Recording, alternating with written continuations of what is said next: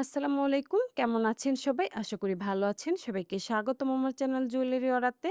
আজকে আপনাদের দেখাবো এই কড়ি কানের দুলটা আমি কিভাবে তৈরি করেছি। তাহলে চলুন কথা না বাড়িয়ে দেখে নেওয়া যাক।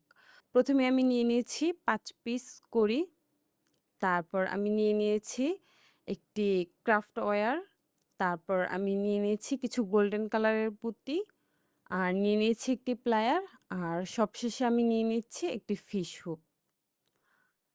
এখন আমি যে ক্রাফট ওয়্যারটা নিয়েছি এটার মধ্যে একটি আমি কড়ি আটকে নিচ্ছি। কড়ি আটকিয়ে তারপরে একটা তারের সাথে আরেকটা তার আমি হাতের সাহায্যে পেঁচিয়ে নিব।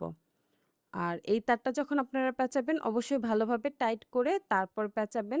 তারপর আমি যে প্লায়ারটা রেখেছি প্লায়ারের সাহায্যে এখন আমি আবারও ভালোভাবে এটা পেঁচিয়ে নিব শক্ত করে। তারপর এখন আমি যে গোল্ডেন কালারের পুঁতি রেখেছিলাম সেই পুঁতিটা আমি এই ২ টা ওয়্যারের মাথা দিয়েই আটকে নিচ্ছি। তারপর ২ পাশে যে ২ টা ক্রাফট ওয়্যার আছে এই ২ টার মধ্যে আমি ২ টা কড়ি আটকে নিচ্ছি। কড়ি আটকিয়ে এখন আবারও আমি এটা পেঁচিয়ে নিব। আর এই কাজটা আপনারা সময় নিয়ে আস্তে ধীরে করবেন। আর অবশ্যই ভালোভাবে টাইট করে তারপর এই ওয়্যারগুলো আটকে নিবেন।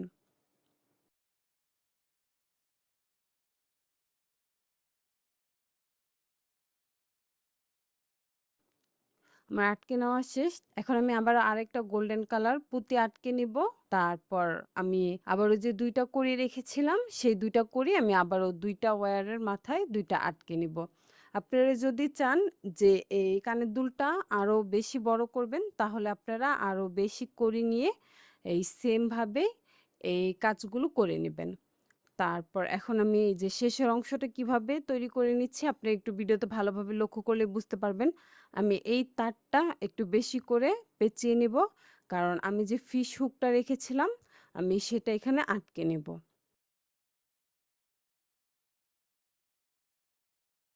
এই যে তারটা পেঁচিয়ে রেখেছি এটা আমি এখন একটা লুপ তৈরি করে নিব যাতে আমি ফিশ হুকটা এখানে আটকে নিতে পারি।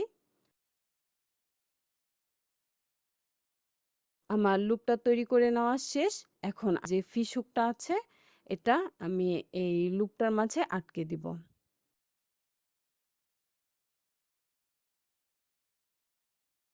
তারপর ফিশ হুকের যে প্যাচটা আছে এটা আমি প্লায়ারের সাহায্যে খুলে এখন এই লুপটার মাঝে আটকে নিচ্ছি। আটকে তারপর ভালোভাবে আমি এই প্যাচটা আবারও আটকে দিচ্ছি। আমার কানের দুলটা তৈরি করে নেওয়া শেষ। অফ ক্যামেরায় আমি আরো একটি কানের দুল তৈরি করে নিয়েছি। ভিডিওটি শেষ পর্যন্ত দেখার জন্য সবাইকে অসংখ্য ধন্যবাদ।